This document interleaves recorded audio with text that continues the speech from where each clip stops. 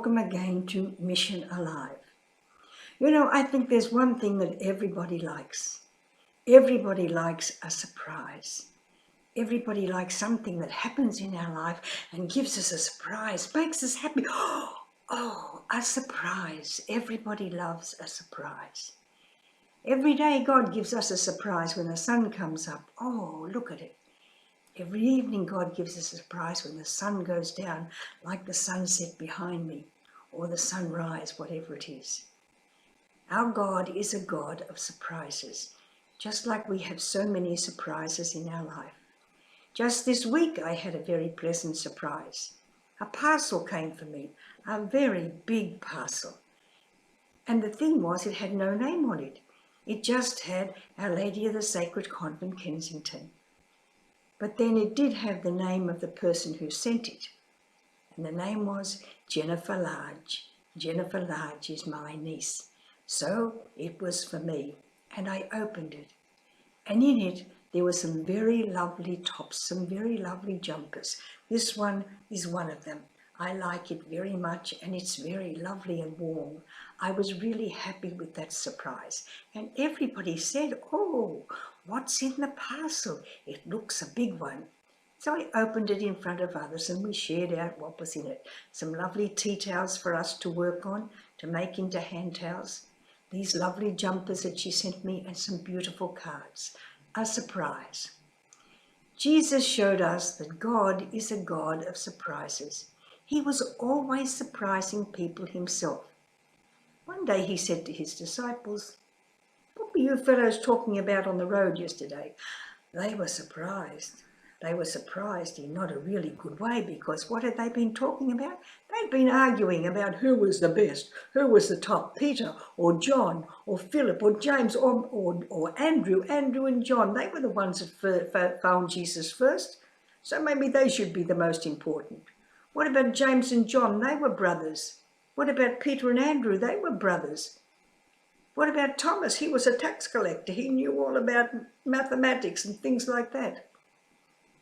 What about Barnabas? And God said, Bartholomew, Jesus said, "Here is a true Israelite," when he came. What about Philip? Philip, who brought them to Jesus. Who was the greatest? And they were a bit ashamed when Jesus said, "What were you asking about yesterday?" He surprised them by knowing that they were bumbling and grumbling behind him. He just wasn't walking along not taking any notice of them. He was taking notice of them. The leper who came to Jesus and said, "If you want to, you can make me clean." What did Jesus say? "Of course I want to. Of course I want to." Oh, the leper was so surprised and so happy. And then Jesus reached out and touched him. Something that nobody had done for a long, long time. To touch a leper was awful. Jesus touched him. Jesus gave him a surprise. And then there's Jairus. Jairus' wife must have said to him, go and find that man and bring him here.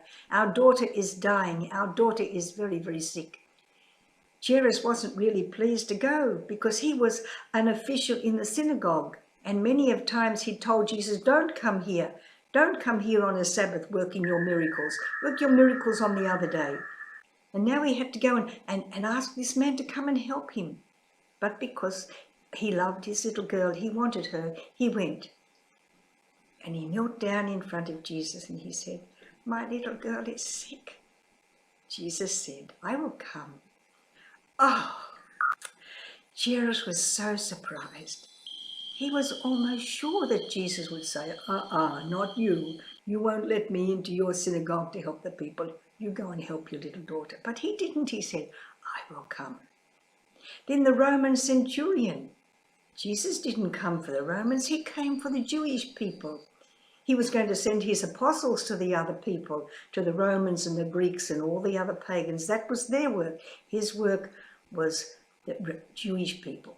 But when the centurion said to him, my servant is sick, please do something," Jesus said, "Of course I will. I'll come." "Oh, no, don't come. You're too important to come. But just help me." Our God is a God of surprises. So watch out in your life. How many times does God surprise you? When things happen, know that God's hand is there. God is a God of surprises from sunrise to sunset. Have a good day.